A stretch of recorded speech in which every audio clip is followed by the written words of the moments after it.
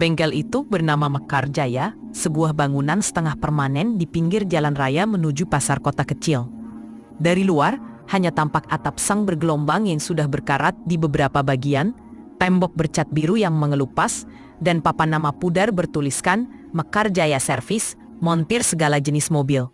Bau oli basi bercampur debu dan bensin tumpah mengambang di udara, menempel di setiap kain lap, di setiap baju montir, bahkan di rambut para pekerjanya. Di lantai bengkel, bercak hitam oli kering menumpuk, sebagian mengeras seperti kerak.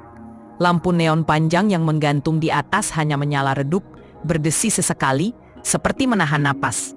Bang Ucup duduk di kursi plastik hijau yang kakinya sudah sumbing, memandang kosong ke arah pintu bengkel yang setengah terbuka. Malam itu jalanan sepi. Sesekali hanya ada motor melintas, suaranya memantul ke dalam ruang kosong. Bengkel itu sudah 3 jam tutup, tapi ia belum mau pulang. Entah kenapa, hatinya berat. Makin kesini makin sepi, gumamnya lirih. Sejak bengkel-bengkel baru bermunculan di sekitar jalan raya besar, usahanya kian merosot. Orang-orang lebih suka pergi ke bengkel modern yang punya mesin scanner, ruangan ber-AC, dan mekanik muda berseragam rapi. Bengkel tuanya hanya jadi pilihan terakhir bagi mobil-mobil tua atau sopir angkot yang sudah terlalu akrab dengannya. Ia menyalakan rokok kretek, mengisap dalam-dalam. Asapnya bercampur bau oli yang seakan-akan lengket di paru-paru. Tiba-tiba terdengar suara klang, seperti kunci pas jatuh. Bang Ucup tersentak. Ia menoleh ke dalam, ke arah meja perkakas di sudut bengkel. Gelap. Tidak ada siapa-siapa. Pekerjanya semua sudah pulang sebelum maghrib. Ia berdiri, menghampiri. Meja perkakas itu kosong. Kunci-kunci pas tersusun seadanya, ada yang berkarat, ada yang masih basah oli. Tidak ada yang jatuh. Lantai bengkel pun hening, kecuali derik tikus di langit-langit seng.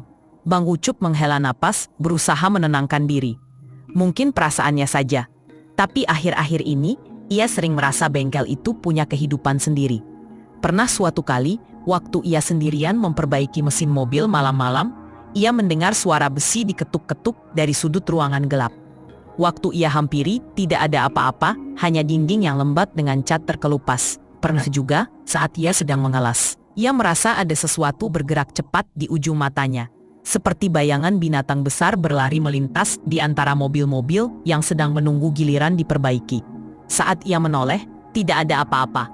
Hanya ban-ban bekas yang disusun tinggi dan pintu besi bergoyang sedikit diterpa angin. Malam ini, rasa itu kembali. Dari pojok dekat tangki solar tua, ia mencium bau yang berbeda. Bukan oli, bukan bensin, tapi amis. Mirip darah segar. Padahal, ia yakin tidak ada hewan yang mati di sana. Hidungnya meringis, kepalanya agak pening. Lampu neon di atas mendadak bergetar dan mati sebentar. Lalu menyala lagi dengan cahaya redup. Dalam cahaya yang setengah mati itu, Bang Ucup merasa ada sesuatu berdiri di ujung ruangan. Seperti bentuk tubuh besar, berkulit kasar, mata berkilat. Tapi ketika ia mengedip, bayangan itu lenyap. Tersisa hanya tumpukan kardus onderdil. Setan kali ini bengkel, gumamnya sambil tertawa hambar, meski bulu kuduknya berdiri.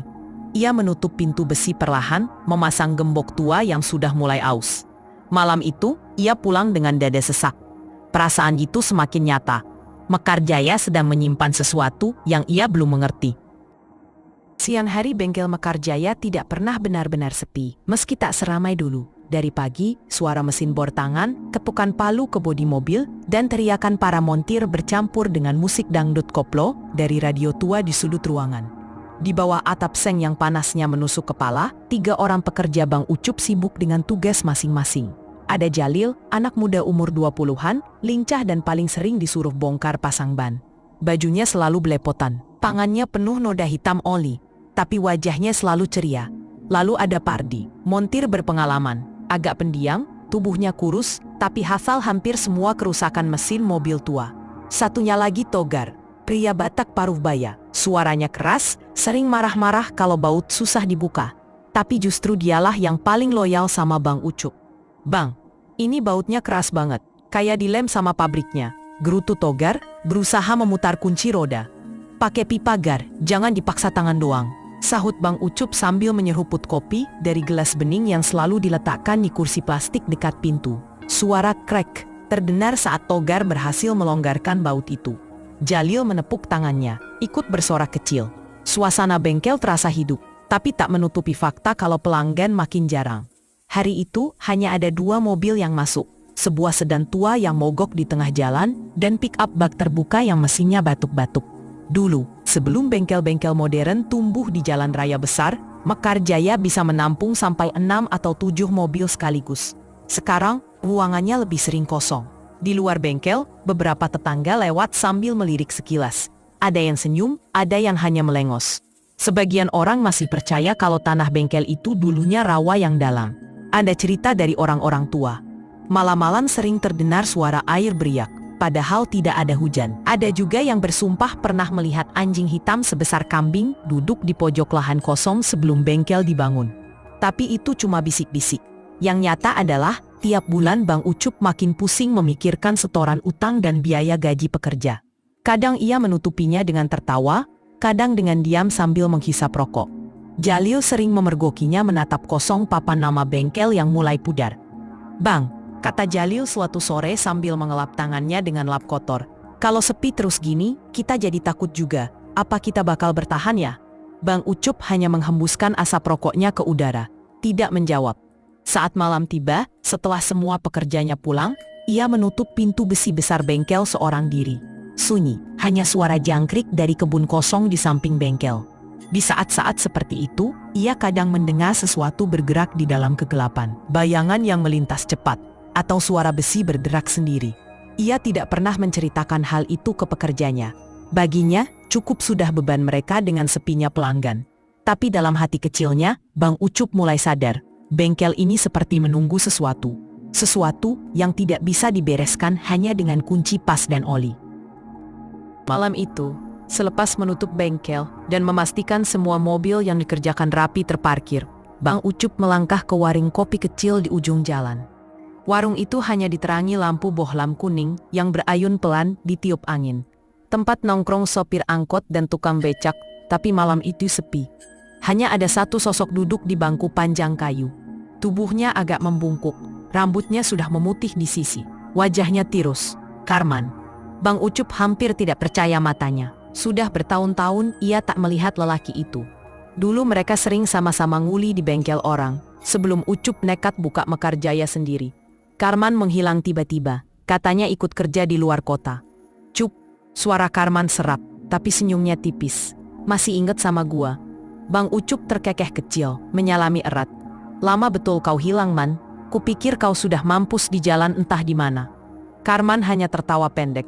Ia menyalakan rokok lintingan, menghisap dalam-dalam, lalu menghembuskannya pelan. Asap rokoknya pekat, anehnya berbau lebih amis daripada tembakau biasa.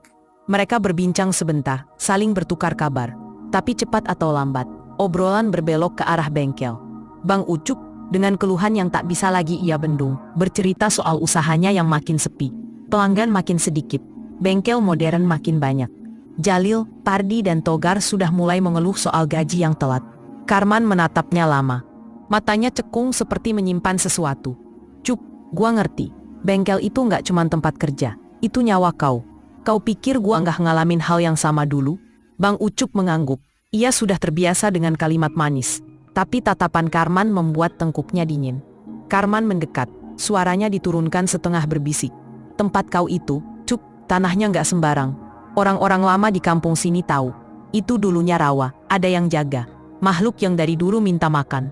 Kalau kau tahu caranya, penjaga itu bisa jadi pelindung usaha. Bisa bikin rezeki lancar." Bang Ucup terdiam. Jantungnya berdegup lebih kencang. "Maksud kau apa, Man? Bikin jimat gitu?" Karman menggeleng pelan, senyum samar di wajahnya. "Bukan jimat. Lebih tua dari itu. Penunggu. Siluman. Ada yang bilang buaya putih, ada yang bilang anjing hitam sebesar kerbau. Aku sendiri nggak pernah lihat jelas. Tapi aku tahu caranya, memberi makan." Warung kopi mendadak terasa terlalu sunyi. Lampu bohlam berkedip-kedip, dan angin dingin bertiup membawa bau amis samar. Bang Ucup menelan ludah. "Maksud kau, kasih makan apa?" Karman menyeringai tipis. "Darah. Daging mentah. Kau taruh tiap malam Jumat di pojokan bengkel, dekat tangki solar tua itu. Jangan lupa baca niatnya. Biar yang jaga ngerti itu bagian dia." Ucup diam, menunduk, meremas ujung rokoknya sampai padam. Kata-kata itu terasa gila. tapi dalam kepalanya terngiang wajah Jalil yang beberapa kali tanya, "Bang, kita bakal bertahan gak?" Terbayang Pardi yang diam-diam suka pinjam uang karena anaknya butuh biaya sekolah. Terbayang Togar yang masih setia, meski bengkel makin sepi. Karman menepuk bahunya, pelan tapi berat. "Kau mau bengkelmu hidup lagi, Cup, atau kau biarin pelan-pelan mati? Pilihannya di kau." Malam itu Bang Ucup pulang dengan kepala penuh. Bau amis itu masih menempel di hidungnya. Seolah kata-kata Karman sudah meninggalkan jejak yang tidak bisa dihapus. Sejak percakapan dengan Karman sore itu, kepala Bang Ucup serasa dipenuhi kabut. Setiap kali ia duduk sendirian di kursi plastik hijau di depan bengkel, asap rokok yang ia hembuskan seperti membentuk bayangan wajah Karman. Senyumnya licin, kata-katanya lirih namun menusuk. "Kalau nggak mau bengkel ini mati, kasih makan penunggunya. Tanah ini punya penjaga, Cup. Kau cuma tinggal ikut aturan saja." Bang Ucup menggeleng cepat menepis pikiran itu. Tapi tiap kali ia menatap bengkel Mekar Jaya yang makin sepi, dadanya makin sesak. Jalil sering duduk menganggur, pura-pura sibuk membersihkan busi atau obeng. Pardi dan Togar lebih sering bercanda daripada bekerja, karena memang tidak ada mobil yang masuk. Ucup tahu kalau keadaan begini terus, seminggu lagi ia tidak bisa membayar gaji mereka. Malam-malam Bang Ucup jadi panjang. Tidur di rumahnya di gang sempit kota kecil itu terasa sia-sia. Matanya terbuka, menatap langit-langit triplek yang sudah menghitam. Istrinya Yati sering terbangun karena mendengar ia gelisah. "Abang mikirin bengkel lagi?" Suara Yati parau, setengah berbisik. Ucup hanya mendengus. "Yati, pelanggan makin sepi. Utang sama juragan onderdil juga numpuk." Yati menoleh, wajahnya letih tapi masih menyimpan kehangatan. "Rezeki kan udah ada yang ngatur, Bang. Jangan macam-macam. Ingat, yang penting halal. Jalannya mungkin susah, tapi Tuhan gak tidur." Kata-kata itu mestinya menenangkan, tapi anehnya malah membuat Ucup makin gelisah. Karena di sisi lain, kata-kata Karman terus menghantui. "Penunggu di tanah itu lapar, Cup. Kau pelihara dia, kau kasih makan, dia yang bakal tarik pelanggan. Kau cuma perlu nurut." Malam Jumat tiba. Bengkel sudah gelap, hanya tersisa cahaya redup lampu jalan yang masuk lewat celah-celah sem. Bang Ucup duduk sendirian, rokok tinggal puntung, botol kopi saset kosong di samping kakinya. Bau oli dan besi berkarat bercampur dengan hawa tanah basah. Entah kenapa malam itu tercium lebih menyengat. Bayangan pikiran buruk menari-nari di benaknya. Jalil, Pardi, dan Togar bisa kehilangan pekerjaan. Anak perempuannya bisa berhenti sekolah karena biaya seragam tak terbeli. Yati bisa semakin sering sakit karena kurang makan bergizi. Ucup menunduk, kedua tangannya menutup wajah. "Apa aku harus benar-benar coba cara itu?" gumamnya lirih. Telinganya seperti menangkap suara samar dari pojokan bengkel yang gelap. Derap kaki sesuatu. Bukan tikus, bukan kucing, terlalu berat. Lalu suara napas panjang, basah, mendemus pelan. Kaki sesuatu. Bukan tikus, bukan kucing, terlalu berat. Lalu suara napas panjang, basah, mendemus pelan. Bulu kuduk Ucup berdiri. Ia menatap ke arah pojok gelap itu. Hanya ada tumpukan ban bekas. Tapi hatinya tahu, entah dari mana, bahwa sesuatu memang ada di sana, menunggu. Ia meremas rambutnya sendiri, berdiri, lalu menghantam tembok dengan kepalan tangan. "Setan apa yang kau tanam di kepala aku, Karman?" Namun, saat ia keluar dari bengkel malam itu, langkahnya terasa ringan sekaligus berat. Dalam hatinya, sebuah suara kecil berbisik. Entah dari dirinya sendiri atau dari sesuatu yang lebih gelap. Kalau hanya sepotong daging, apa salahnya mencoba sekali? Malam Jumat berikutnya datang lebih cepat dari yang Ucup kira. Seharian ia bekerja tanpa semangat, Jalil sibuk mengelap mesin bekas, Pardi mengutak-atik aki, dan Togar hanya menguap sambil mendengar radio butut di pojok bengkel. Tidak ada mobil masuk, tidak ada pelanggan datang. Saat matahari tenggelam, Ucup merasakan jantungnya berdetak lebih cepat. Di dalam kepalanya, suara Yati dan suara Karman saling beradu. "Rezeki halal itu nggak cukup, Cup. Kasih makan penunggu tanah, Cup. Cuma begitu kau bisa bertahan." Menjelang Isya, ia pamit kepada istrinya dengan alasan membeli rokok. Padahal di dalam tas kresek hitam, sudah ada sekilo daging ayam mentah yang ia beli dari pasar sore. Darahnya masih menetes membasahi plastik. Ketika sampai di bengkel, suasana sepi. Jalan raya depan bengkel hanya dilalui 1-2 truk besar. Lampu sorotnya menyapu papan nama Mek Jaya yang makin usang. Ucup berdiri lama di depan pintu bengkel sebelum akhirnya menutupnya rapat dari dalam. Cahaya lampu neon satu-satunya berkelip-kelip. Bengkel itu berbau tajam, oli, besi panas, dan entah kenapa malam itu ada aroma lumpur basah yang menusuk hidung. Ucup menelan ludah, tangannya gemetar saat membuka plastik hitam itu. Daging ayam mentah, merah pucat, licin, dengan darah yang masih menetes. Ia memandanginya lama, merasa seperti seorang pencuri yang baru saja tertangkap. "Ya Allah, ampunilah aku," bisiknya pelan. Ia berjalan ke pojok bengkel, pojok yang paling jarang disentuh cahaya lampu, dekat tumpukan ban bekas yang sudah keras berlumut. Disitulah Karman bilang, penunggunya biasa duduk, menunggu. Dengan tangan bergetar, Ucup menaruh potongan daging itu di atas ban. Darah menetes membentuk genangan kecil di lantai semen yang penuh noda oli. Hening. Detik-detik berjalan seperti jam pasir. Ucup berdiri kaku. Rokok di tangannya sudah habis terbakar tanpa sempat diisap. Tiba-tiba terdengar suara. Gesekan berat, seperti sesuatu menyeret tubuh besar di lantai.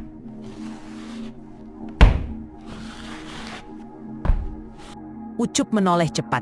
Tidak ada apa-apa. Tapi kemudian, dari kegelapan pojok itu, udara terasa lebih dingin. Seperti ada kabut tipis, padahal pintu dan jendela tertutup rapat. Daging ayam itu bergoyang perlahan. Seperti ada tangan tak terlihat yang menyentuhnya. Lalu suara kunyah. Basah, serakah, dan keras. Suara itu tidak datang dari manusia. Ucup mundur beberapa langkah, jantungnya seperti mau pecah. Ia menatap, dan di balik kegelapan, matanya sempat menangkap sesuatu. 2 bola cahaya kekuningan, rendah dekat lantai, menatapnya balik. Lalu, dengan suara berat seperti geraman anjing bercampur dengusan reptil, sesuatu mendesah. Lapar. Ucup hampir jatuh saking terkejutnya. Suara itu jelas terdengar di kepalanya, meski bibirnya tidak melihat ada makhluk berbicara. Ia buru-buru berlari ke arah pintu, menyalakan semua lampu bengkel, tapi cahaya tak mampu menyingkap pojokan itu sepenuhnya. Hanya bekas darah dan potongan daging yang sudah hilang, lenyap tanpa jejak. Malam itu, Ucup tidak pulang. Ia duduk di kursi plastik hijau, wajahnya pucat, rokok 1 bungkus habis. Setiap kali matanya mengantuk, ia mendengar suara itu lagi, membisik. Besok lagi, lebih banyak. Dan sejak malam itu, keanehan mulai terjadi. Esok paginya, sebelum bengkel benar-benar buka, 3 mobil masuk hampir bersamaan. Kerusakan yang aneh. Ada yang bannya tiba-tiba pecah di jalan mulus. Ada yang mesinnya mendadak mati, meski baru diservis kemarin. Semua pelanggan memuji bengkel Mekarjaya karena rajin buka pagi-pagi dan sigap membantu. Jalil, Pardi, dan Togar bersorak senang, tapi Ucup hanya diam. Matanya sesekali melirik ke pojok bengkel yang gelap. Di sana, ia merasa ada sesuatu yang sedang tersenyum, menunggu makanan berikutnya. Pagi itu bengkel Mekarjaya seperti berubah wajah. Belum sempat Ucup membuka pintu sepenuhnya, sudah ada mobil Avanza yang mogok tepat di depan bengkel. Sopirnya panik, buru-buru minta diperiksa. Tidak lama kemudian, datang lagi sebuah truk kecil dengan radiator mendidih, dan 1 jam setelah itu, sedan tua yang mesinnya mati total. Jalil melompat kegirangan. "Alhamdulillah bang, banyak rezeki pagi ini," serunya sambil menyeka keringat dengan kain lap hitam. Pardi tertawa keras. "Kemarin-kemarin kita bengong doang, sekarang malah bingung mau ngerjain yang mana dulu." Togar ikut menimpali sambil jongkok di dekat ban. Nih bengkel akhirnya balik jadi jagoan lagi. "Cup." Hahaha. Ucup hanya mengangguk pelan. Senyum kecil muncul di bibirnya, tapi hatinya dingin. Ia tahu benar, ini bukan keberuntungan biasa. Malam tadi ia mendengar suara itu lagi. Berbisik dari kedelapan pojok bengkel. "Aku sudah kasih makan kau. Sekarang giliranku kasih makan balik." Dan memang benar. Seolah-olah jalan raya di depan bengkel menjadi perangkap. Mobil-mobil yang lewat selalu saja bermasalah, entah kenapa tepat di dekat Mekarjaya. Hari-hari berikutnya, bengkel itu semakin ramai. Orang-orang kota kecil itu mulai bicara. Bengkel Mekarjaya sekarang cepat banget, kuat hasilnya. Mobil yang masuk pulang kayak baru. Pelanggan puas, montir-montir senang, uang kas mengalir. Jalil bisa membeli sepatu baru. Pardi membawa istrinya jalan ke pasar malam. Togar mulai rajin menabung. Mereka memuji-muji Bang Ucup, seakan-akan ia punya tangan emas. Namun, hanya Ucup yang tahu rahasianya. Meski bengkel penuh rezeki, malam-malam Ucup tidak pernah tenang. Kadang, saat ia menutup bengkel sendirian, terdengar suara kuku mencakar seng. Panjang, dalam, seperti pisau menggores logam. Ketika ia periksa, tak ada apa-apa, tapi bekas cakaran itu tetap ada di pintu bengkel. Kadang, di antara suara kunci pas dan obeng siang hari, terdengar geraman berat dari kolong mobil. Jalil pernah hampir lari karena yakin ia melihat ekor besar seperti ular atau buaya melintas cepat di bawah mobil pelanggan. "Astagfirullah bang, itu barusan apa?" Jalil gemetar. "Ah, mungkin kucing," jawab Ucup cepat meski keringat dingin mengucur di pelipisnya. Dan setiap malam Jumat ia terus membawa daging segar. Awalnya hanya setengah kilo, lama-lama 1 kilo, lalu 2. Daging habis tanpa sisa, bahkan darahnya lenyap, seakan dijilat sampai bersih. Yang paling mengerikan, Ucup mulai mencium bau amis darah meski siang bolong. Bau itu muncul tiba-tiba meski bengkel penuh orang. Hanya dia yang tampaknya terganggu, menoleh kiri kanan, sementara pekerja lain tak merasakannya. Rezeki memang deras, tapi ada yang janggal. Beberapa pelanggan nakal yang menunda bayar jasa bengkel mengalami nasib buruk. Seorang sopir angkot yang sengaja kabur tanpa bayar. Seminggu kemudian mobilnya terguling di tikungan. Ajaibnya, tidak ada mobil lain yang menabrak. Tapi tubuh angkot itu penyok seperti dipukul sesuatu yang sangat besar. Sopir itu selamat tapi trauma berat. Seorang pejabat lokal yang menawar terlalu rendah dan menghina pekerja bengkel. Mobilnya terbakar di jalan tol, padahal baru seminggu diservis. Warga sekitar bersumpah melihat bayangan hitam sebesar kerbau melintas sebelum mobil itu terbakar. Kabar ini beredar pelan di masyarakat. Orang-orang mulai menganggap bengkel Mekarjaya bukan sekadar bengkel biasa. Ada yang percaya Bang Ucup punya ilmu, ada yang sekadar bilang rezeki dia lagi naik. Tapi di balik bisik-bisik itu rasa takut juga tumbuh. Suatu malam, setelah memberi sesaji, Ucup memutuskan mengintip. Ia sembunyi di balik mobil tua yang sudah setahun tidak diambil pemiliknya. Dari selaban, ia melihat daging ayam yang ia taruh di pojok. Awalnya hening, lalu bayangan besar melintas. 4 kaki menapak ke lantai, panjang, berotot, dengan kuku hitam sebesar jari telunjuk manusia. Cahaya lampu neon berkedip, seolah takut menyorot makhluk itu. Daging habis seketika. Hanya tersisa noda darah. Lalu makhluk itu mendongak, menatap langsung ke arah Ucup. Matanya kuning, menyala. Dengan pupil menyerupai reptil, Ucup menahan napas. Seluruh tubuhnya kaku. Makhluk itu bergerak pelan. Cakar besarnya meninggalkan bekas dalam di bodi mobil yang sedang diperbaiki. Besi itu tergores begitu saja, seolah hanya kertas. Lalu terdengar suara berbisik, jauh lebih jelas dari sebelumnya. "Kau sudah mulai. Kau tidak bisa berhenti, Cap." Ucup hampir berteriak, tapi ia menutup mulutnya sendiri. Tubuhnya gemetar. Saat makhluk itu lenyap ke dalam gelap, Ucup terisak. Wajahnya pucat pasi. Ia sadar satu hal yang menusuk jantungnya. Makhluk itu semakin kuat. Daging mentah tidak akan cukup lama lagi. Hari-hari setelah malam itu, Bang Ucup tidak pernah merasa benar-benar waras lagi. Bengkel Mekarjaya semakin ramai, uang mengalir deras. Tapi tiap kali malam datang, tubuhnya seperti direnggut rasa dingin yang menusuk. Setiap Jumat malam, ia menaruh sesaji lebih banyak. 2 kilo daging ayam, 3 kilo. Bahkan pernah ia sembelih ayam hidup di pojokan bengkel, darahnya ia biarkan menetes di lantai semen.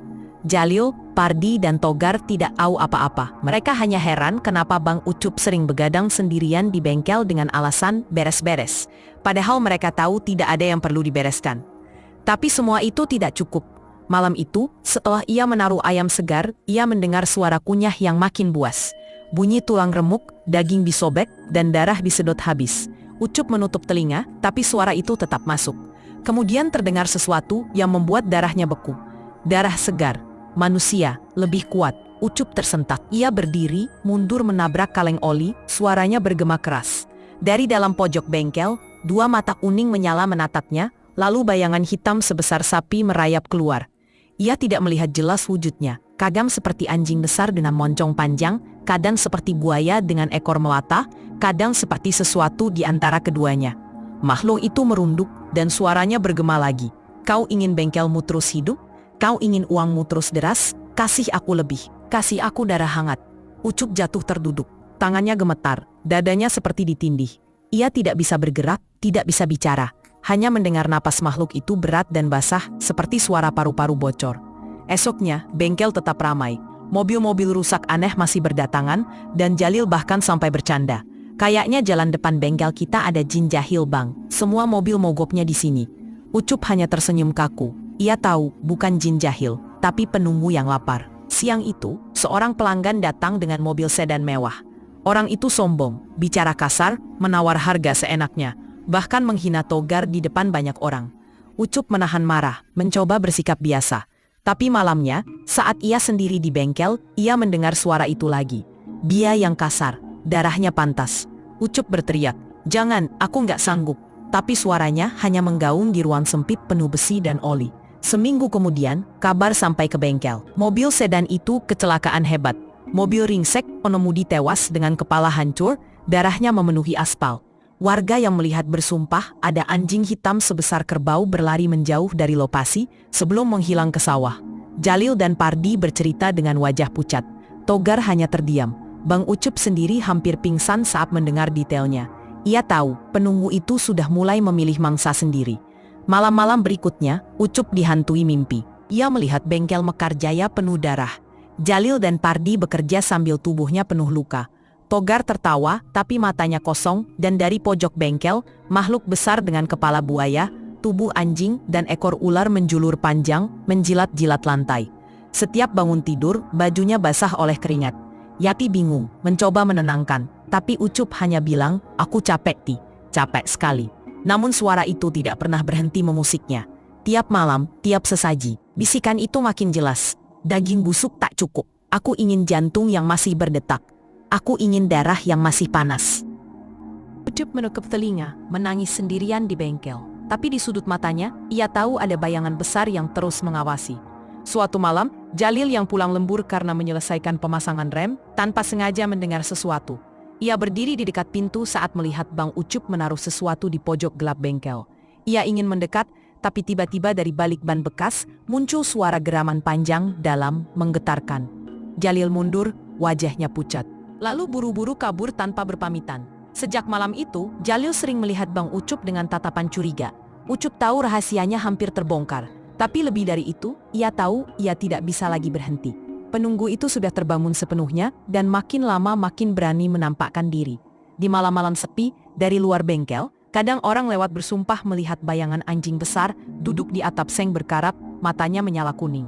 Dan Bang Ucup di dalam bengkel hanya bisa menutup wajahnya, merasakan dirinya semakin jauh dari manusia biasa.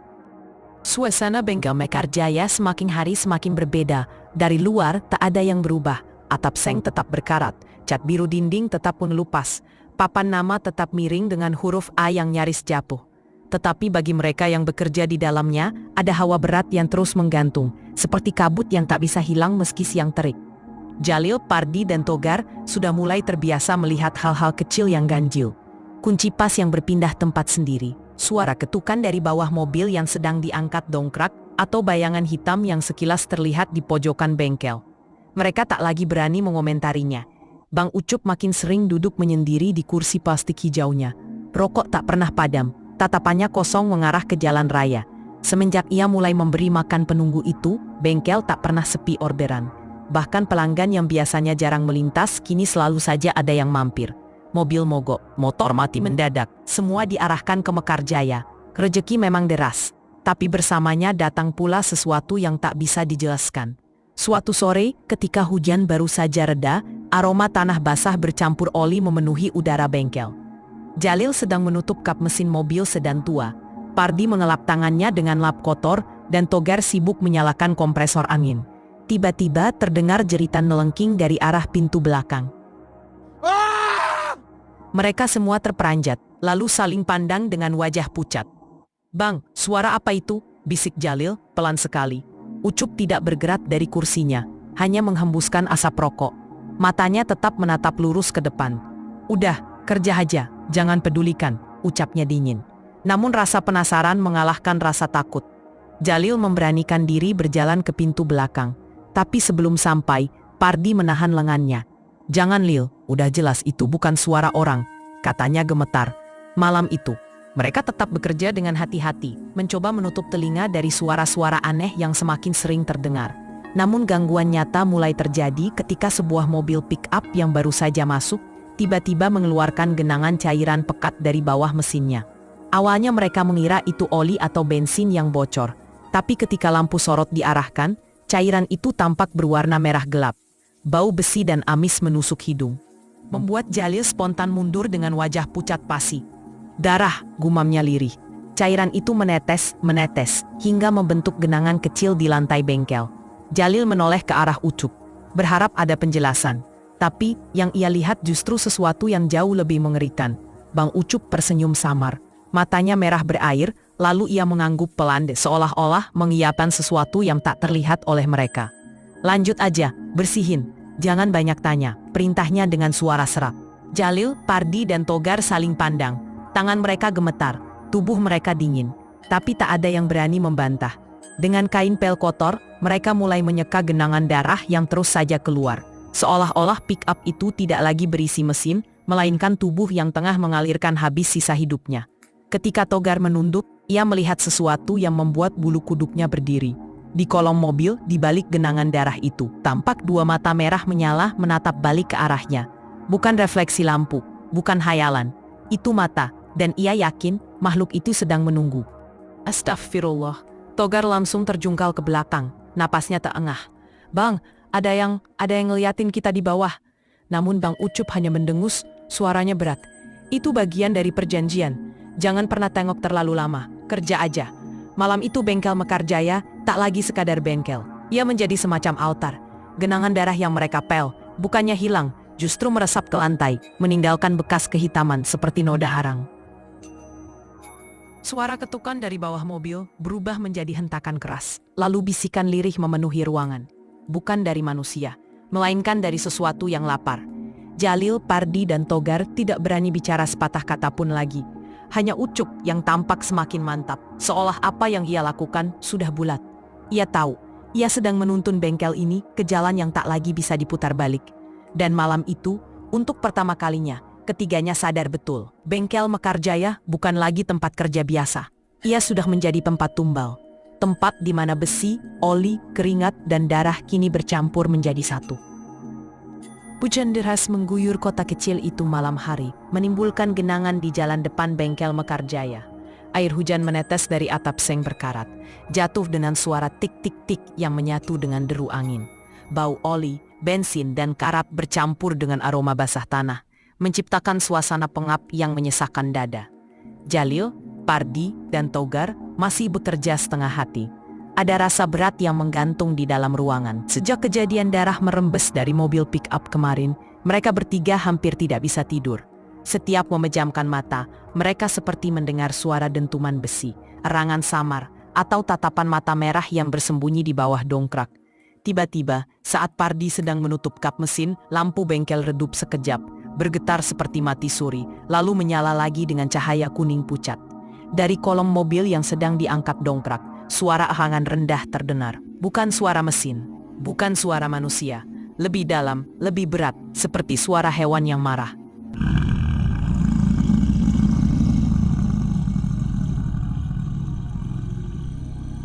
Togar yang berdiri paling dekat langsung mundur beberapa langkah.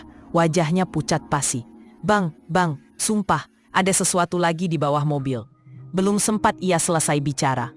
Dari kegelapan kolong itu muncul sepasang mata merah menyala. Kali ini lebih jelas, lebih dekat. Mata itu bergerak, naik perlahan, hingga wujudnya tampak keluar dari bayangan. Sosok hitam pekat merayap, membungkuk, lalu bangkit. Wujud menyerupai serigala besar. Tubuhnya dilapisi gulu kusam yang basah oleh darah. Dengan kuku panjang menancap ke lantai semen bengkel. Nafasnya berat, mengeluarkan uap putih bercampur bau busuk seperti daging busuk yang terendam air. Mulutnya menganga, menampakkan gigi-gigi tajam memanjang yang berlumur cairan merah. Lidahnya terjulur, meneteskan liur yang langsung menimbulkan bunyi ces ketika jatuh ke lantai, seolah liur itu beracun. Jalil hampir pingsan melihatnya. Pardi langsung menunduk, tubuhnya gemetar hebat, sementara Togar tak sanggup bicara, hanya mengangkat tangannya seolah ingin mengusir makhluk itu. Serigala itu mendesis, matanya beralih menatap satu persatu mereka. Sebelum akhirnya menatap Ucup, yang masih duduk di kursi plastik hijau, rokok terselip di bibirnya. Anehnya Ucup tidak tampak gentar. Ia malah bangkit perlahan, menepuk-nepuk celananya, lalu berbicara dengan suara rendah namun tegas. Tenang, jangan takut. Dia bukan musuh kalian, ucapnya, menatap ketiga montir muda yang sudah hampir kehilangan akal. Bukan musuh apanya, Bang? Jalil berteriak dengan suara pecah. Itu apa? Bukan manusia, bukan binatang. Astagfirullah, Bang, kita dibawa kemana ini? Ucup menghela nafas panjang, menatap serigala bermata merah itu dengan tatapan hormat. Dia penunggu, dari dulu ada di tanah ini. Aku cuma nyambungin jalan. Kita kasih dia makan, dia kasih kita rejeki. Lihat sendiri kan, bengkel kita nggak pernah sepi. Uang ngalir tiap hari. Kalian mau balik lagi ke hari-hari dulu, bengkel sepi, utang numpuk. Atau mau ikut aku, jalan bareng, nikmatin hasil. Pardu menggertakkan giginya, air mata mulai jatuh. Bang, ini bukan rejeki halal. Ini bukan cara manusia. Lihat itu, Bang, itu setan, bukan penolong. Serigala itu menggeram keras, suara menggetarkan kaca-kaca bengkel sampai bergetar. Nafasnya makin memburu, dan dari celah giginya menetes darah segar, seolah-olah baru saja mengoyak sesuatu di luar sana. Jalil sudah tersungkur di pojok ruangan, menutup telinganya sambil membaca doa berulang kali. Namun Ucup maju satu langkah, suaranya makin keras, matanya merah menantang. Jangan sebut dia setan, dia pemberi jalan. Tanpa dia, kita semua udah hancur. Kalian pikir selama ini rejeki datang begitu aja? Serigala itu mendekat, cakarnya berderit menggores lantai semen, menimbulkan garis-garis panjang seperti luka terbelah. Ia berhenti tepat di antara Ucup dan ketiga montir, seolah menunggu keputusan. Hawa panas dan bau busuk semakin menyesakkan. Togar yang sejak tadi membisu akhirnya bersuara, dengan wajah penuh keringat dingin. Bang, kalau benar ini buat keuntungan kita, kenapa setiap kali dia muncul, rasanya nyawa kita yang dikurangin? Ini bukan untung, Bang, ini jalan mati. Ucup terdiam sesaat, menatap Togar dengan tatapan penuh amarah bercampur keraguan. Serigala itu menggeram lagi, kali ini lebih panjang, seolah menginginkan jawaban. Dan malam itu ketegangan memuncak di bengkel Mekarjaya, antara manusia yang terjebak dalam perjanjian dan makhluk lapar yang menuntut bayaran. Hening, hanya suara hujan di luar yang terdengar, jatuh menghantam atap seng bengkel dengan ritme tak beraturan. Bau amis bercampur oli semakin menusuk, membuat Jalil mual hingga hampir muntah. Serigala bermata merah itu masih berdiri di tengah bengkel, tubuhnya menunduk sedikit, seperti predator yang siap menerkam kapan saja. Bang Ucup berdiri tegak, matanya liar, rokok yang tadi terselip di bibirnya kini sudah jatuh ke lantai, padam terkena genangan air hujan yang merembes masuk. Suaranya berat, nyaris seperti bukan milik manusia lagi. Dengar baik-baik kalian bertiga, katanya dengan nada dingin. Kalian sudah lihat sendiri siapa yang selama ini menjaga kita. Ini bukan mimpi, bukan halusinasi. Kalian pikir bengkel kita bisa bertahan kalau cuma modal keringat? Tidak, dunia ini nggak cukup adil buat orang kecil kayak kita. Yang kuat itu yang punya penunggu, yang berani bayar harga. Jalil masih gemetar di pojok ruangan. Pardi mencoba berdiri, tapi lututnya lemas. Togar menatap Ucup dengan mata merah basah, bukan karena berani, melainkan karena putus asa. Bang, suara Togar pecah. Kita ini montir, bukan pesuluk. Kita kerja pakai tangan, bukan pakai makhluk kayak begini. Kalau terus-terusan, lama-lama dia minta yang lebih besar, Bang. Bukan cuma darah kambing, tapi darah manusia. Ucapan itu membuat serigala mengangkat kepalanya, menatap Togar dengan tatapan tajam. Suara geramannya memenuhi bengkel, menggetarkan kaca jendela dan besi-besi di rak yang berderak seperti mau jatuh. Jalil spontan menutup telinganya lebih erat. Namun Ucup malah melangkah ke depan, berdiri sejajar dengan sosok itu, seakan menyatakan dirinya sejalan dengan sang penunggu. Kalau memang harus manusia, kita yang milih. Gak usah kalian takut. Aku tahu cara ngatur. Aku tahu apa yang dia mau. Bang Ucup, Pardi akhirnya berteriak. Suaranya nyaris histeris. Sadarlah, apa gunanya duit? Kalau yang jagain kita begini, ini bukan rejeki. Ini laknat, Bang. Ucapan itu membuat Ucup mendengus. Wajahnya merah padam. Laknat? Hahaha. Tawanya pecah tapi suaranya menggema aneh. Seperti ada dua lapisan suara. Suara Ucup dan suara lain yang lebih rendah, lebih seram. Laknat itu kalau kita mati miskin, dikubur tanpa kain kafan. Gak ada yang peduli. Aku gak mau jadi orang kecil lagi. Aku mau dihormati, kaya, ditakuti. Dan ini, ia menunjuk ke arah serigala bermata merah yang masih berdiri dengan kuku mencakar semen. Ini jalannya. Serigala itu tampak puas dengan kata-kata Ucup. Ia melangkah mendekat ke para montir. Napasnya berat, setiap embusan meninggalkan hawa panas yang membuat kulit mereka serasa terbakar. Togar menahan langkah mundurnya, mencoba bicara lagi, meski suaranya parau. "Bang, kalau ini jalan yang kau pilih, jangan libatkan kami, lepasin kami, biar kami keluar dari bengkel ini." Ucapan itu langsung membuat Ucup menoleh, matanya merah menyala seperti pantulan bara api. "Keluar?" Suaranya meledak. "Kalian pikir bisa keluar setelah lihat semua ini? Nggak ada yang keluar. Kalian sudah bagian dari perjanjian ini. Kalian makan dari sini, gaji dari sini, hidup dari sini. Artinya, kalian juga hutang sama dia." Pardi menangis terseduh, Jalil semakin meringkuk. Tapi Togar mencoba melawan dengan keberanian terakhirnya. Ia meraih kunci Inggris besar di meja kerja, mengangkatnya tinggi-tinggi sambil berteriak, "Aku nggak mau ikut. Lebih baik mati ketimbang hidup dijagain iblis." Dalam sekejap, suasana pecah. Serigala itu meloncat cepat seperti bayangan hitam, menerkam ke arah Togar. Hawa panas disertai bau busuk menghantam wajah semua orang. Togar berusaha menghantam dengan kunci Inggris, tapi cakar makhluk itu lebih cepat, menghantam logam hingga bengkok seketika. Jalil menjerit. Pardi mencoba menarik Togar, tapi Ucup maju, mendorong mereka menjauh. "Jangan lawan dia, diam saja, diam anjing." Serigala itu tak membunuh Togar malam itu. Ia hanya mencengkeram bahunya, meninggalkan bekas cakaran yang dalam dan berasap, seolah dagingnya dibakar dari dalam. Togar meraung kesakitan, tapi tidak mati. Hanya terkapar, tubuhnya gemetar hebat. Lalu makhluk itu menoleh ke arah Ucup, seakan menunggu.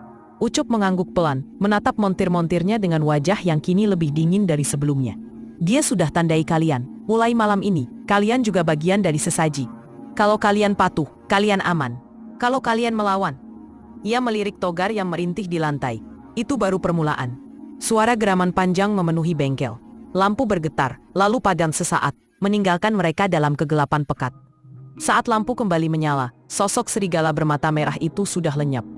Yang tersisa hanyalah bau busuk yang menusuk hidung, bekas cakaran di lantai semen, dan luka mengerikan di bahu Togar. Jalil menangis tanpa suara. Pardi menunduk, putus asa. Dan Togar hanya bisa menggertakkan giginya menahan sakit. Bang Ucup berdiri di tengah ruangan. Wajahnya basah keringat, tapi matanya bersinar puas. Ia tahu, mulai malam itu, bukan hanya dia yang terikat. Semua yang bekerja di Mekar Jaya kini sudah terjerat dalam perjanjian gelap itu. Bengkel Mekar Jaya tak lagi sama setelah malam itu. Jalil, Pardi, dan Togar hidup seperti bayangan di balik punggung Ucup. Mereka bekerja, makan, tidur, tapi tak ada lagi rasa aman. Setiap dentuman palu, setiap derit dongkrak, selalu terdengar seperti gema geraman serigala itu. Bau amis darah seolah menempel di dinding-dinding bengkel, tak bisa hilang meski dicuci berulang kali. Togar masih terbaring lemah di kasur tipis di ruang belakang, bahunya dibalut seadanya. Bekas cakar itu tak kunjung mengering, selalu terasa panas, kadang mengeluarkan cairan merah hitam yang aneh, seperti darah bercampur oli. Ia menggertakkan gigi tiap kali rasa sakit menyerang. Jalil merawatnya sekenanya, tapi tatapan matanya penuh ketakutan, seolah sewaktu-waktu serigala itu akan muncul lagi dari bawah mobil. Pardi yang paling tua di antara mereka bertiga mulai bicara dengan nada serius. Suaranya lirih, takut terdengar oleh Ucup yang tidur di kamar depan. "Kita nggak bisa terus begini. Kalau dibiarkan, suatu saat kita semua bakal habis. Bukan cuma kita. Bisa jadi pelanggan, orang-orang yang masuk bengkel, semua bisa kena." Jalil menunduk, suaranya gemetar. "Tapi Bang Ucup sekarang beda. Kayak orang kerasukan. Dia nggak akan dengerin kita." "Justru itu." Pardi mendekat berbisik lebih pelan. "Kalau kita lawan dia terang-terangan, kita pasti dilawan balik, sama dia, atau sama penunggunya. Kita harus cari jalan lain. Kita harus cari orang yang ngerti." Tatapan mereka bertiga bertemu. Nama itu terucap hampir bersamaan. Ustadz Mahfud. Ustadz Mahfud adalah tokoh agama di kampung seberang. Lelaki tua berwajah teduh yang biasa mengajar anak-anak mengaji dan jadi tempat orang kampung mengadu kalau diganggu makhluk halus. Konon, dulu beliau pernah menolong keluarga Jalil yang diganggu penunggu pohon asem di sawah belakang rumah. Namun rencana itu tidak semudah kedengarannya. Bengkel Mekar Jaya bukan lagi bengkel biasa. Mereka merasa diawasi, bahkan ketika Ucup tidak ada di sekitar. Saat malam, sering terdengar bunyi cakaran di pintu belakang, atau suara langkah hewan besar mengitari bengkel. Jalil pernah melihat bayangan hitam melintas di cermin spion mobil, padahal tidak ada siapapun. Togar sering terbangun karena mimpi dicekik serigala bermata merah itu. Mereka sadar, makhluk itu mungkin tahu apa yang mereka pikirkan. Karena itu, perlawanan mereka harus dilakukan diam-diam. Malam itu, ketika Ucup pergi ke warung kopi dekat terminal, kebiasaan barunya sejak merasa dirinya orang penting. Pardi menyelinap keluar. Jalil dan Togar menunggu dengan was-was di ruang belakang.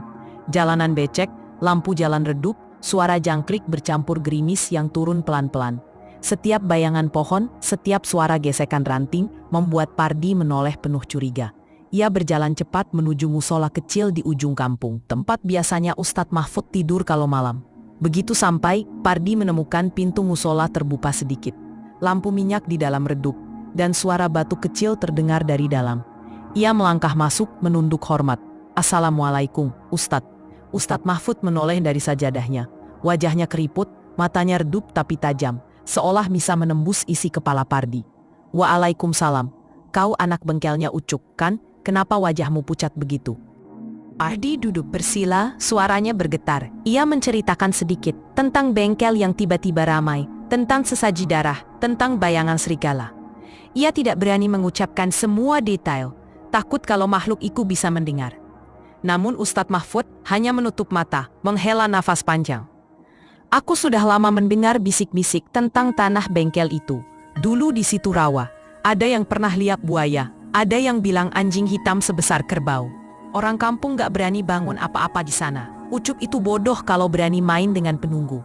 Kalau benar kalian sudah terikat, ini bukan perkara mudah." Pardi menelan ludah. "Tapi Ustadz, apa masih bisa diputus?" Ustadz Mahfud menatapnya lama.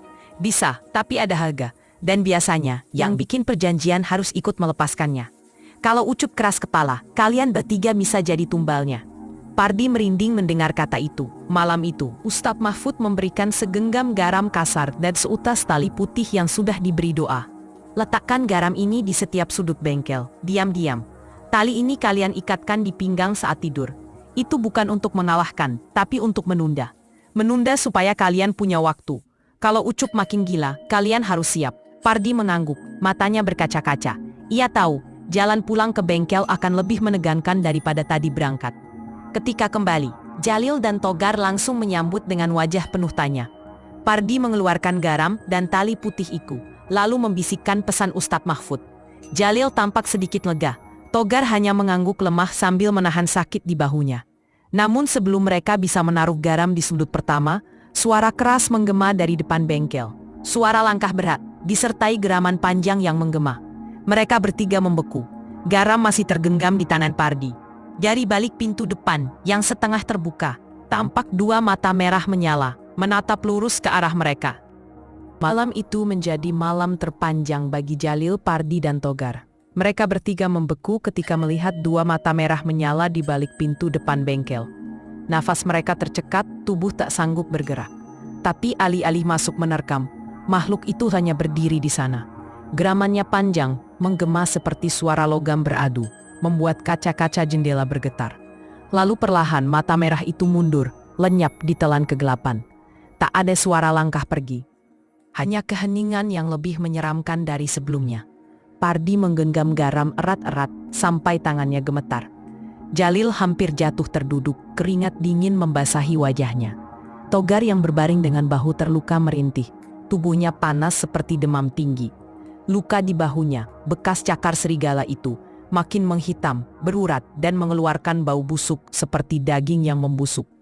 "Itu bukan luka biasa," bisik Pardi, memandang Jalil dengan panik. "Kalau terus dibiarkan, dia bisa mati. Atau lebih parah, bisa diambil makhluk itu." Sejak malam itu mereka menjalani hari-hari dengan ketegangan. Pardi berusaha menaruh garam di sudut-sudut bengkel. Diam-diam saat Ucup pergi ke warung kopi atau tidur. Jalil ikut membantu, meski tangannya gemetar setiap kali taburan garam mengenai lantai. Aneh, setelah itu bau busuk yang biasa menusuk hidung agak berkurang. Tapi setiap kali Ucup masuk bengkel, ia menggerutu. "Kenapa bengkel ini bau garam asin? Siapa yang main-main, hah?" Pardi dan Jalil hanya saling berpandangan, pura-pura tak tahu. Sementara itu, kondisi Togar semakin parah. Luka di bahunya kini bernanah, warnanya kehitaman seperti terbakar. Kadang ada belatung kecil merayap keluar dari dalam dagingnya, meski sudah dibersihkan berkali-kali. Tubuhnya menggigil di malam hari, matanya kadang terbuka dengan tatapan kosong, mulutnya bergumam tak jelas. Seolah-olah ada suara lain yang berbicara melalui dirinya. Aku lapar." Gumamnya suatu malam dengan suara saak yang bukan suaranya sendiri. Jalil dan Pardi merinding mendengar itu. Kita nggak bisa tunggu lebih lama, kata Pardi akhirnya. Besok malam aku akan balik ke Ustadz Mahfud. Kita butuh dia, kita butuh orang kampung. Kalau cuma kita bertiga, habis kita. Namun rencana itu tak mudah. Ucup makin aneh. Ia jarang tidur di bengkel, lebih sering pulang larut dengan wajah puas. Kantong tebal, penuh uang. Kadang ia membawa ayam hidup, kambing. Bahkan pernah mereka dengar suara tangisan perempuan di luar bengkel, yang segera hilang begitu pintu ditutup. Jalil dan Pardi tak berani bertanya.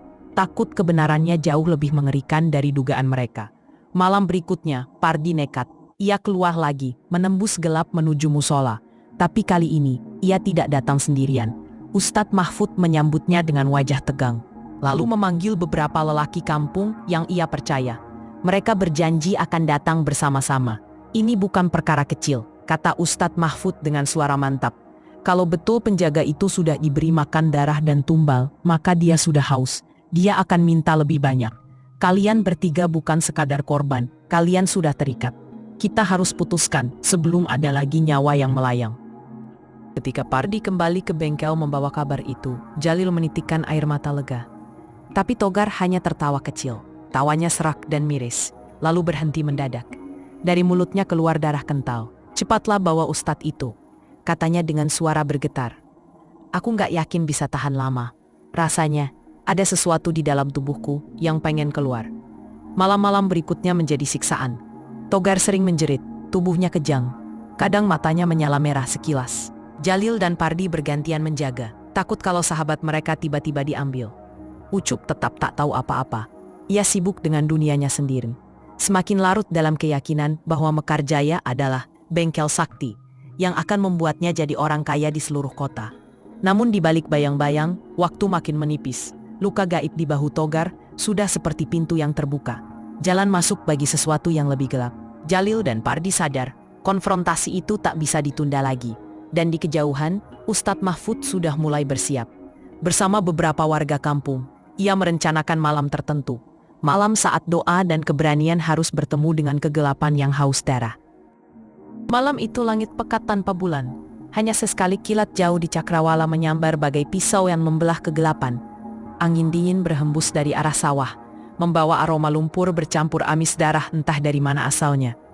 Di dalam bengkel Mekarjaya, Jalil dan Pardi duduk tegang di dekat Togar yang terbaring pucat. Tubuh sahabat mereka semakin kurus, matanya cekung, luka di bahu sudah menghitam hingga dada. Berdenyut seperti ada sesuatu yang berusaha merobek keluar dari dalam. Tiba-tiba suara langkah kaki terdengar dari luar. Jalil refleks menggenggam kunci roda yang ia sembunyikan di balik meja. Pardi menahan napas, matanya menatap pintu dengan waspada. Tok, tok, tok, suara ketukan kayu di pintu bengkel terdengar 3 kali. Berat, lambat, seolah dilakukan dengan penuh perhitungan. Assalamualaikum, suara Ustadz Mahfud terdengar jelas, dalam dan mantap. Jalil dan Pardi saling pandang. Lalu buru-buru membuka pintu. Di luar tampak Ustadz Mahfud berdiri bersama 6 lelaki kampung. Sebagian membawa obor, sebagian lain menggenggam bambu runcing dan parang. Wajah mereka kaku, bukan sekadar takut, tapi juga marah. Mereka sudah lama tahu bengkel itu tak wajar, hanya menunggu momen untuk bergerak. Waalaikumsalam Ustadz. Jalil suaranya bergetar, hampir pecah karena lega sekaligus takut pada apa yang akan terjadi. Ustadz Mahfud masuk, memandang sekeliling bengkel yang pengap dan gelap. Ia menggumamkan doa pelan, lalu menoleh ke arah Togar yang merintih di pojok ruangan. Pandangannya mengeras. Lukanya sudah jadi pintu.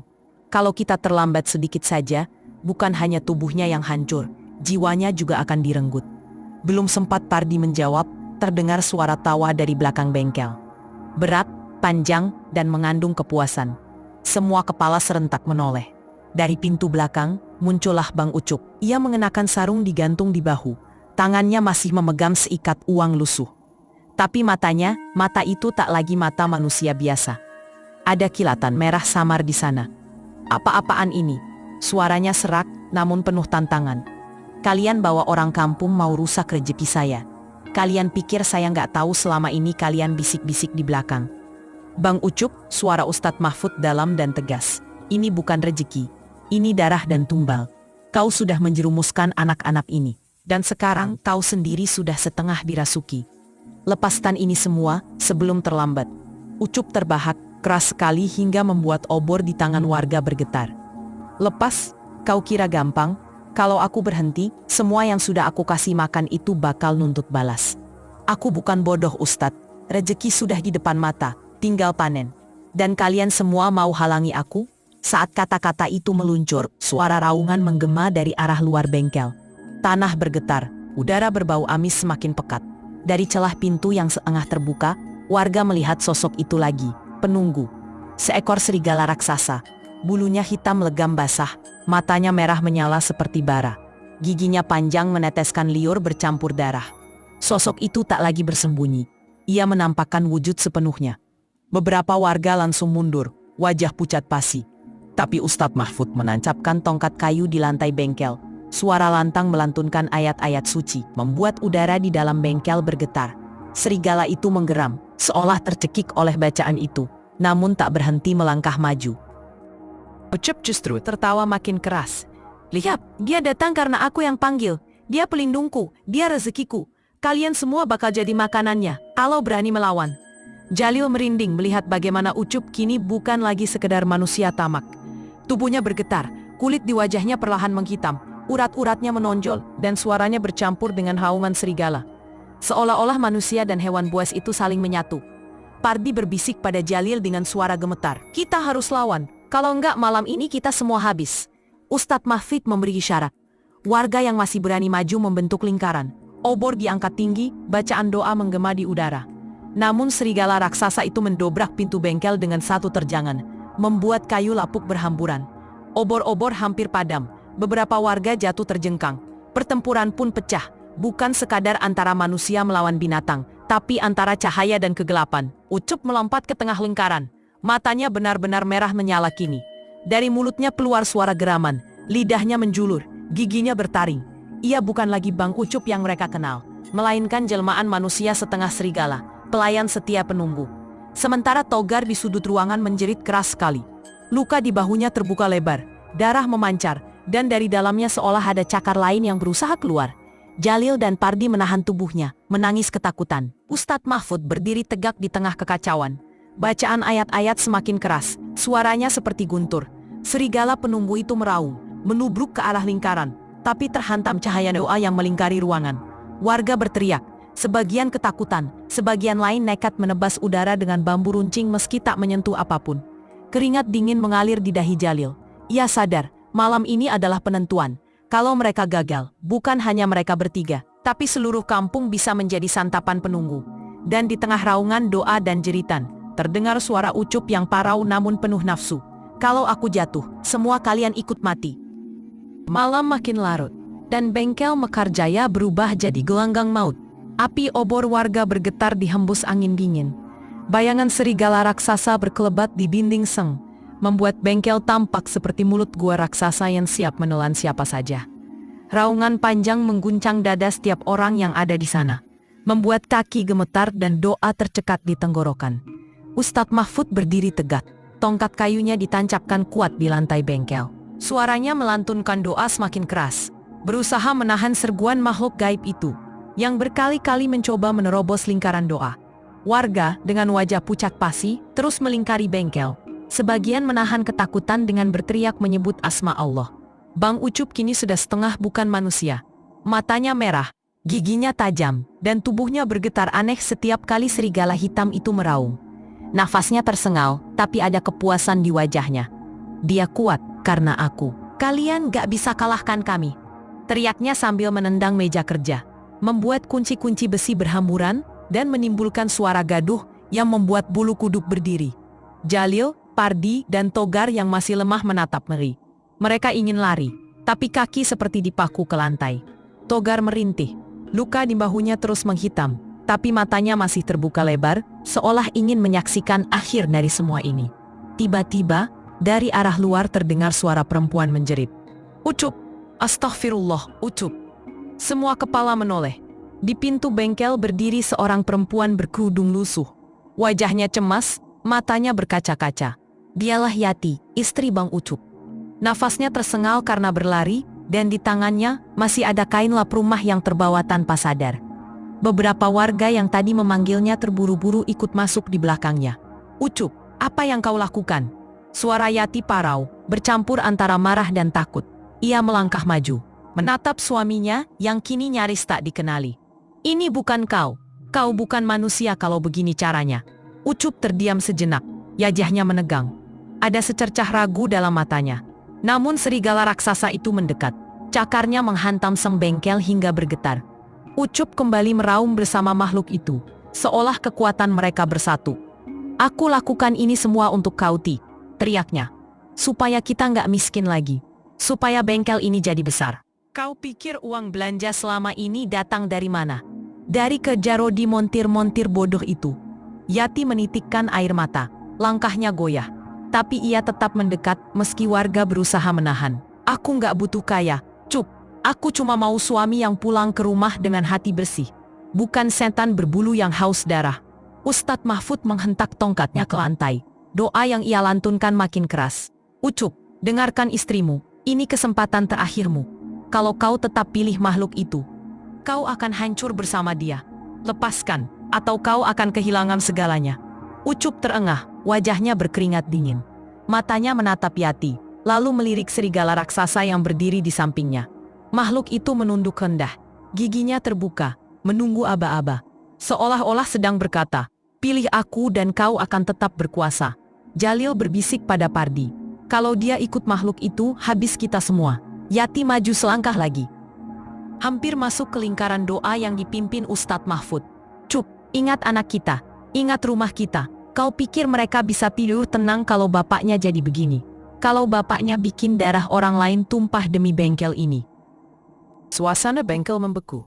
Ucup mendengus keras, urat di lehernya menonjol. Tangannya terangkat seolah hendak meraih Yati. Tapi bersamaan dengan itu, serigala raksasa meraung dan menerjang lingkaran warga, membuat semua panik. Api obor hampir padam, suara kayu patah dan besi berjatuhan menggema. Ustadz Mahfud menancapkan tongkatnya lebih dalam, suaranya menggema lantang, menahan serangan itu. Cahaya obor tiba-tiba memercik lebih terang, membuat serigala itu mundur sejenak. Menggeram marah, Ucup berteriak, tapi kali ini suaranya pecah, seolah tubuhnya terbelah dua antara pilihan. Aku. Yati menjerit sambil berlari kecil, mencoba meraih tangan suaminya. "Pilih aku, Cup, bukan dia. Lepaskan semuanya." Ucup mendesis, wajahnya setengah manusia setengah binatang, tubuhnya bergetar. Tapi tiba-tiba serigala raksasa itu meraung marah, lalu menerjang lurus ke arah Ucup. Cakar sebesar telapak tangan pria dewasa menancap di dada Ucup, melemparkannya hingga menghantam kap mobil yang sedang diperbaiki. Logam kap mobil penyok dalam. Suara dentumannya membuat semua orang berteriak kaget. Ucup tergeletak, darah segar mengucur dari dadanya. Mulutnya batuk-batuk penuh darah. "Cup!" Yati menjerit, hendak lari mendekat. Tapi warga menahan. Serigala itu mendekat, menggeram rendah, giginya berderet tajam. Matanya menyala merah menatap Ucup, seolah ingin mencabik habis orang yang mengkhianatinya. Nafasnya panas, membakar udara di sekitar. Ucup merangkak, tangannya gemetar, tapi ia berusaha bangkit. Aku berhenti." Suaranya serak, hampir tak terdengar. "Aku nggak mau lagi. Cukup." Makhluk itu melompat lagi, kali ini hendak mencabik wajahnya. Tapi doa Ustadz Mahfud menghentak makin keras. Tongkat kayunya dihentakkan ke lantai. Suara bacaan ayat memekakkan, seolah mengiris udara. Api obor mendadak membesar, menyulut cahaya menyilaukan. Serigala itu menjerit keras, tubuhnya tertahan oleh cahaya doa. Cakar depannya sudah hampir mengenai wajah Ucup, tapi berhenti hanya sejengkal. Nafas busuknya menyapu wajah Ucup, membuat pria itu menutup mata ketakutan. Yati berteriak, "Astagfirullah, lepaskan suamiku." Suaranya pecah, tapi justru ikut memperkuat lingkaran doa itu. Makhluk itu menggeram panjang, tubuhnya gemetar seperti terbakar cahaya. Ia menoleh pada Ucup terakhir kali, sorot matanya penuh kebencian sekaligus peringatan. "Aku tidak pergi karena kalah padamu. Aku hanya ditahan, dan aku akan selalu menunggu."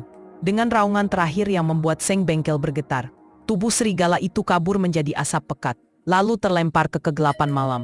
Ucup roboh tak berdaya, darah bercucuran dari luka dadanya. Nafasnya megap-megap, tapi ia masih hidup. Yati berlari menghampiri, memeluk tubuh suaminya yang lemah. Warga berdesakan mendekat, sebagian masih pucat pasi. Ustadz Mahfud menatap Ucup yang kini tak berdaya, lalu berkata dengan suara berat, "Inilah bayaranmu. Kau memang selamat, tapi penunggu itu sudah menandai tubuhmu. Kau akan selalu bawa bekas luka ini." dan tanah ini tak akan pernah benar-benar bersih. Kau harus taubat, Ucup. Kalau tidak, ia akan kembali. Ucup hanya menangis di pelukan istrinya, darah menodai pakaian Yati. Bengkel Mekarjaya malam itu sunyi, hanya tersisa bau amis darah dan bau logam panas dari kap mobil yang penyok dihantam tubuh manusia. Sepekan setelah malam itu, bengkel Mekarjaya tak lagi sama. Papan nama yang catnya sudah pudar makin kusam. Huruf A yang nyaris copot, akhirnya jatuh terbawa angin hujan. Warga yang lewat hanya melirik sebentar, lalu buru-buru menunduk, seolah enggan terlalu lama menatap bangunan itu. Bau amis darah yang dulu samar, kini hilang, digantikan bau karat, oli basi dan debu. Bang Ucup masih hidup, tapi tubuhnya tidak lagi perkasa. Luka di dadanya, bekas cakar serigala itu, menutup perlahan tapi meninggalkan parut hitam yang tak bisa hilang. Kadang ia terbangun tengah malam, menggigil sambil meraba bekas luka itu. Katanya ia sering mendengar raungan dari jauh, raungan yang hanya terdengar olehnya. Yati selalu ada di samping, memeluknya erat, berusaha menenangkan. Namun dalam hatinya ia tahu, suaminya tak akan pernah benar-benar lepas. Bengkel itu masih buka, tapi kini sepi. Jalil, Pardi dan Togar tidak lagi bekerja di sana. Jalil memilih pulang ke kampungnya, membantu orang tua di sawah. Biar saja hidup miskin, asal tenang, begitu katanya sebelum pergi. Pardi sempat bertahan beberapa hari, tapi setiap malam ia mimpi buruk melihat mata merah menyala di balik mesin-mesin. Akhirnya ia memilih jadi kernet angkot, meski penghasilannya jauh lebih kecil. Togar, yang paling menderita, tak pernah benar-benar pulih. Luka gaib di bahunya memang kering, tapi ia sering merasa nyeri menusuk sampai membuatnya tak bisa tidur. Kadang ia terdiam lama, matanya kosong, seolah mendengar suara yang tak didengar orang lain. Ia tetap tinggal di kota, namun tak pernah lagi menyentuh kunci pas atau mesin mobil. Ia takut, terlalu takut kalau suara deru mesin malah memanggil sesuatu yang pernah hampir merenggut nyawanya. Warga kampung masih berbisik-bisik. Ada yang bilang serigala itu sudah pergi. Ada juga yang percaya ia masih berkeliaran di tanah bengkel, menunggu kesempatan. Buktinya, setiap malam Jumat, selalu terdengar suara seperti cakaran di dinding seng, meski bengkel kosong dan lampunya padam. Ustadz Mahfud beberapa kali datang, mendoakan tempat itu bersama warga. Ia menyarankan agar bengkel ditutup total, tanahnya dibersihkan, dijadikan kebun atau musola kecil. Tapi Ucup keras kepala. Aku masih bisa kerja, katanya, meski tubuhnya lemah. Aku masih bisa memperbaiki mobil orang. Aku mau hidup normal. Namun hidup normal tidak pernah benar-benar kembali. Pelanggan makin jarang, karena cerita tentang bengkel berpenunggu sudah terlanjur menyebar. Ada sopir yang bilang ban mobilnya pecah misterius setelah servis di Mekarjaya. Ada juga keluarga yang mendengar suara auman dari bagasi mobil mereka semalam setelah keluar dari bengkel itu. Yati hanya bisa pasrah. Ia tetap setia mendampingi suaminya, meski tahu bengkel itu akan selalu membawa luka lama. Kadang ia teringat kata-kata Ustadz Mahfud. Bekasnya tak akan hilang. Penunggu itu memang diusir, tapi tidak mati. Selama tanah ini masih jadi bengkel, selama masih ada mesin yang berderu, ia bisa kembali. Dan benar saja, suatu malam ketika hujan deras mengguyur atap seng, Ucup terbangun. Ia duduk di kursi plastik hijau yang sudah retak, rokok di tangannya bergetar. Dari balik bayangan mobil-mobil tak terpakai di sudut bengkel, ia melihat sepasang mata merah menyala. Mata itu menatapnya lama, tanpa suara, hanya tatapan, dingin dan penuh janji. Ucup memejamkan mata, menahan tangis. Ia tahu betul, ia bisa mencoba menutup bengkel, bisa mencoba bertaubat, tapi ikatan itu tidak akan benar-benar hilang. Ia sudah membuka pintu yang seharusnya tak pernah disentuh manusia. Dan pintu itu, sekali terbuka, tak akan pernah bisa ditutup rapat kembali. Like and subscribe.